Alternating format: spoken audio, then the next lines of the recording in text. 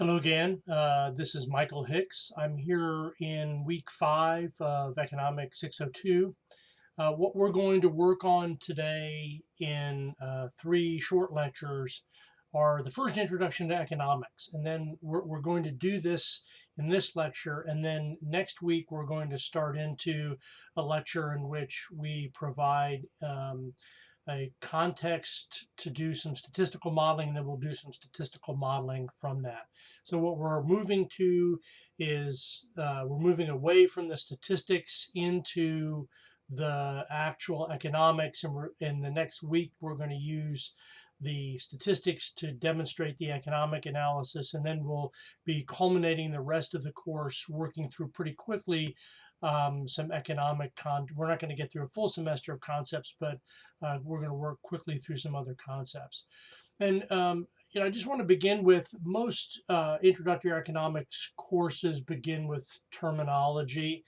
And then they describe what economics is today, which I think confuses a lot of people who may be unfamiliar with the discipline. And so, let me begin by saying I'm going to give just a few minutes background on the discipline and try to set it up as what it is, which is the scientific component of the business education that you're receiving in an MBA. So economics and to some degree behavioral sciences such as psychology are the foundation of the business professions that you'll be taking in. So as I said in the beginning of the class, when I described our goals for educating the rounded person, what I wanted to make pretty clear was, quite candidly, the role of um, economics is to provide the basic building blocks for what we might get into in business education. So marketing is developed from economic ideas. Um, Finance from economic research and ideas, management from economics. So all of these spring out in economics, but importantly, economics was really only first offered as a graduate program in the United States in 1890. Before that, generally, the study of an economy fell to someone taking a graduate degree in general philosophy, not the natural sciences, but the humanistic sciences. And so people who studied philosophy or history or some early version of psychology would have been studying in this area. And the real intellectual father of this is Adam Smith. He wrote a book in 1765 called The Theory of Moral Sentiments, which is really a very strong ethics paper with behavioral psychology wrapped into it. He wrote in 1775 a more famous book, Inquiry into the Wealth of Nations, in which he introduced the basic building blocks to a market economy. He talked about the size of market, the specialization of labor, um, and it's a huge tome, so there's a lot into it. But those fundamental building blocks, he built public finance and progressive taxation. He described the inkling of how valuation may occur in products in price setting. That marked the classical period of economics. Not a researcher, a professor who was writing Theory of Moral Sentiments, followed by Wealth of Nations. In the early part of the 19th century, in the English tradition, English and French tradition, we saw Jean-Bertrand Say, a Frenchman who talked about general equilibrium theory, supply is always equal to demand in the long run, and David Ricardo and his principles in 1815, including the first real theory of trade describing comparative and absolute advantage. And he followed that up with a description of technological unemployment. During this time, John Stuart Mill, who was a classical liberal in the sense that he believed in individual rights, government constrained to prevent the inhibition of those rights. Those are the freedom of speech, the classical liberal tradition.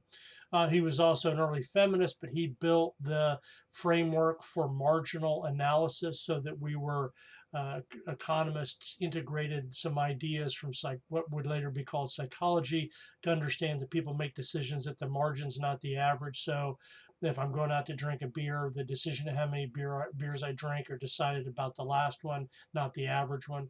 And that idea of marginal analysis, we call it the marginal revolution, caused this explosion of research that really began in 1890 with Alfred Marsh's publication of a book, another book, Principles of Economics.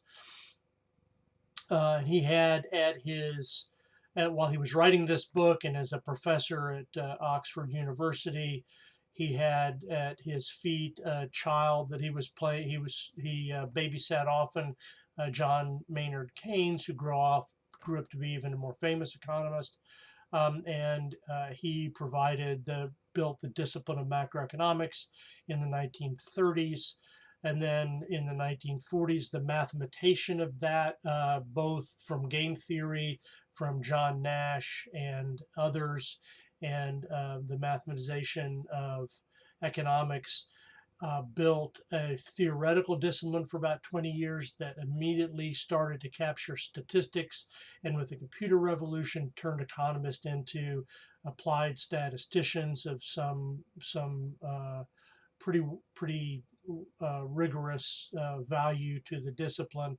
And so that's where we are today. And so when you think about economics, when you think about finance, it's really applied microeconomics, applied to particular fields that deal with asset pricing.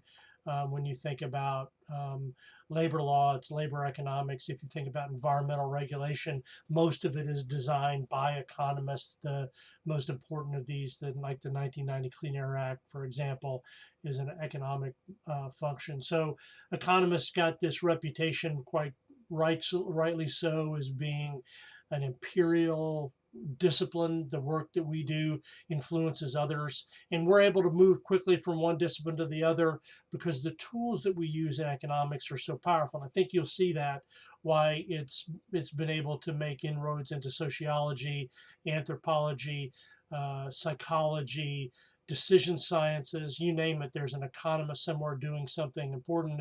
And in the business disciplines, again, marketing exists as a field after the Dorfman-Steiner conditions, and the econometric modeling that's used by marketers were developed by economists. Finance and finance models are done by PhDs. The most famous finance professors have PhDs in economics. The most important management professor of the past 30 years or so is his PhD in economics, Michael Porter at Harvard. So these models are pretty important.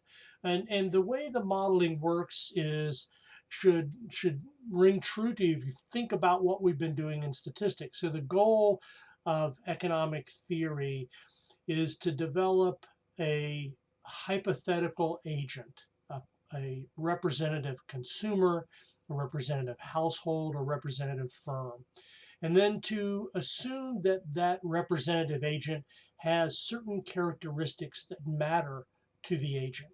So those characteristics could be, if you're a firm, that you're a profit maximizing firm.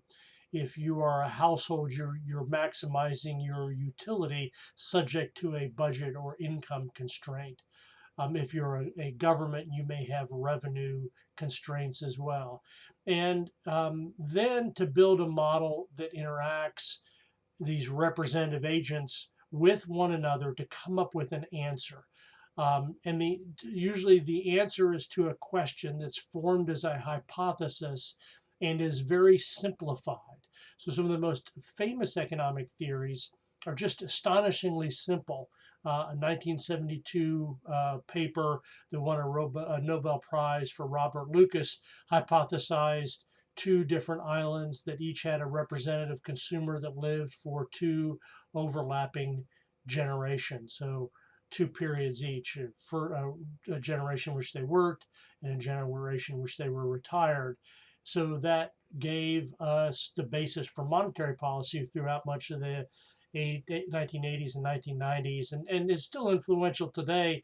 But unlike many researchers outside in um, say uh, the humanities, almost no economic theory, no matter how good it is and how it's been tested, survives intact. And it's not designed to any more than the theory of relativity by Einstein was designed to be intact. And so, to that degree, economics is a science in that you have these really great minds and these great models, and then people work around them to enhance them and to find out what hidden secrets they may have or what things might be wrong with them.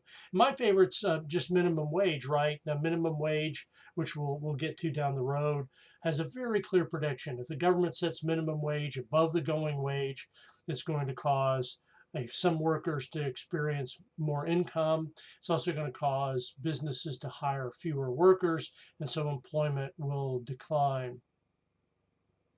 In practice, what normally happens, though, may be a little bit different. We may see the minimum wage usually rising at a time when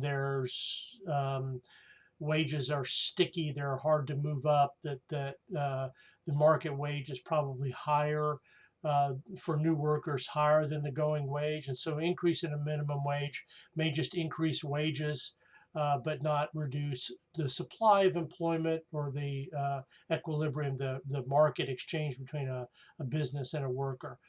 We find that minimum wage in a big urban location is going to have very little impact on employment, but impact on wages. In a rural place where the marginal product of labor may be much lower, the demand for goods or services lower, same increase in a minimum wage could cause significant job losses. We also find the job losses are concentrated amongst workers that are least skilled. And so the theoretical there's nobody who disagrees with the theoretical precepts of minimum wage, at least no economists do. But in practice, they generally have a very small effect on increasing or decreasing employment and a very modest effect on wages overall. And mostly that's because of the political constraint that we know that if we were to raise minimum wages too high, they would have a big loss of jobs. So we always make modest increases in them. And so the idea of a minimum wage was supposed back in the 1920s or 1930s, and today continues to have people researching and finding out in practice, what does it do? What are the circumstances which is a problem? And so that process is the process of science. It moves forward by hypothesis test and hypothesis test in statistics. And so what we have in economics really is a series of theories that are built on a mathematical description of a couple of agents, um, maybe one agent, maybe a market, and we use those interactions in markets where there's exchange occurring. And in that exchange, we try to predict something: prices, quantity, quality, productivity changes, the location of industry, where it will, which locations it will move to. Is it going to go to urban places or rural places? Those are models, and there are a lot of models in economics. Um, in order to build these models, we have to make assumptions, just like a physicist would make, right? The part of it is that a physicist assumes that the measurement tools that they have are accurate, but that there is some white noise that occurs in that measurement tool. So if I'm doing temperature measurement, the thermometer won't always tell me the same thing, maybe because I read it wrong, or there's a cold bubble in it. So there's always some reading errors that are normally distributed. That's what we assume in physics, like we do in economics, and that they don't. The higher the signal to noise ratio, the less confidence that you have that what you see is happening works. So if you're trying to measure global warming as a physicist or a space physicist might, and you have very good instruments. If the error terms are not normally distributed, if they're very high, then you would assume that your signal to noise ratio is dampening the quality of your analysis. The lower that signal to noise ratio, the higher the signal to noise ratio, the lower the noise, the more confidence that you have that what you're doing makes sense. Now, the assumptions also constrain early on the behavioral aspects of the agent. So we might assume that the people who are observing economics or that are engaged in this market model are representative consumers, and that they're hyper rational, that they have complete and full information, can make instantaneous decisions about it. What would the outcomes be under that scenario? And so an early model might predict those things, but then in reality, we know that's not true. People don't have complete information. They're not calculus machines. They do things because they have hidden utility functions that we don't observe. So some people might give more to charity because they get more satisfaction of giving to charity. Another person may hold on money because and not give to charity because they have a child that they want to leave money to. And so it's very difficult to discern that. What we hope is that our models is that signal to noise ratio that we observe in our agents, the signal is strong and the noise is normally distributed and small. And so we build these models, we talk about our assumptions, and then we test the model. We test the model. Sometimes we use scientific method to test it in the way that we have experimental data, but other times we don't. We have to use the model to inform reason. And sort of the modern example of this has been, you hear a lot of people say, well, there's no scientific evidence here in the age of COVID that masks work. There's been no double-blind study. There's been no extensive literature in this. There's no journal that, like there is the Journal of Hematology, that concerns itself with the efficacy of personal protective equipment in surgery. And yet, everybody wears masks, right? Surgeons in a medical setting, because their reason trusted, they know how the transmission of disease occurs, so they wear masks in surgery, they wear masks in the intensive care unit. Pre-COVID, they wore masks if they thought they may have disease that would transmit to someone who's immunocompromised. They didn't have to use a double-blind study to do this. And so maybe they did that because it was very expensive to do a double-blind study, that the understanding of germ theory gave us enough insight to conclude that masks were likely to be highly effective at preventing the transmission of disease. And so somebody who doesn't understand science may say, well, there's never been a double-blind study. It can't possibly be true. There's no science in that. And the example is, well, there's also no double-blind study on whether or not parachutes work. Right? We don't have a control group of people willing to jump out of an aircraft at 10,000 feet and descend to the ground not wearing a parachute to test whether or not the parachute actually saves more lives than the absence of a parachute. Right? We don't need experimental data to do that. We've never done a controlled experiment of it, but most people who've fallen out of an aircraft at 10,000 feet or fallen 10,000 feet have died from the experience. And while the vast majority of people who parachuted have survived, so there is enough reason for us to apply that. And so you often hear economists argue and reason in those ways about what occurs, but the reason itself is still based on fundamental knowledge. We know in the wearing the masks that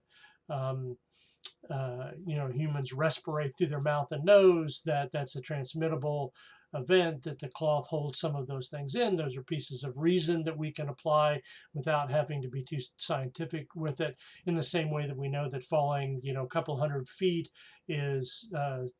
risks death for 60, 80 feet, risks death in human beings whose bodies were not adapted to fall like a cat's from relative distances. So those are profoundly damaging experiences. We don't have to kill 300 people to meet the central limit theorem on that. We can apply reason to that. And so our models, I'm going to show you two of these in the next two lectures. The first one is simple, the most simple model of a production possibilities frontier. It's a constraint model that demonstrates production, and I'm going to give you the historical background of that in a minute on screen. And then the second model that I'm going to show you after that is basic supply and demand, and we're going to build those two models in two separate lectures. But again, they're all based on assumptions. The examples that I have are not going to provide empirical example. I provide examples, but not from the double-blind, research literature that we might enjoy. These are going to be models of the world, and I want to say that the key to understanding economics, and including the role that models in management or marketing or finance or elsewhere, is to understand these are models, and the intellectual rigor that we apply to this is designed to have around this modeling process. And what the biggest mistake so many people make in economics is that is quite candidly a fairly complex human thing to do, to master a model outside of the world that you observe, to provide mathematical representations, which I'll do in graphics. They can be in algebra or calculus to demonstrate what we observe. That is a complex human behavior. Not everybody can do it. Not everybody is gifted with the intellect to do so, any more so than everybody's gifted with the capacity to engage in it, have a 48-inch vertical leap. But the biggest constraint is not intellect, and certainly not amongst people who are in graduate school, but the real chief constraint is often that people are accustomed to observing the real world. And the real world gives us lots of examples of economics working well or poorly, and we may use that real world information instead of focusing on the effectiveness of the model to treat the world that we have. And so I'm going to go back to it. Models consist of representative agents. They consist of an interaction, and they consist of some assumptions, and then we have outcomes, and those outcomes are normally limited to just a few things. So we start out with some basic outcomes, and we build on them with ever complex portions of the model. And if it gets too complex and can't operate, maybe we go back to simple ones. But you'll see economists using very simple models to explain things because they work really well. That's the goal of the model, is to be very simple. The simpler the model, the more elegant that it is in terms of its simplicity, its ease of understanding, and its clarity in descriptiveness, the better that model will be. And so that's the first models await our next lecture.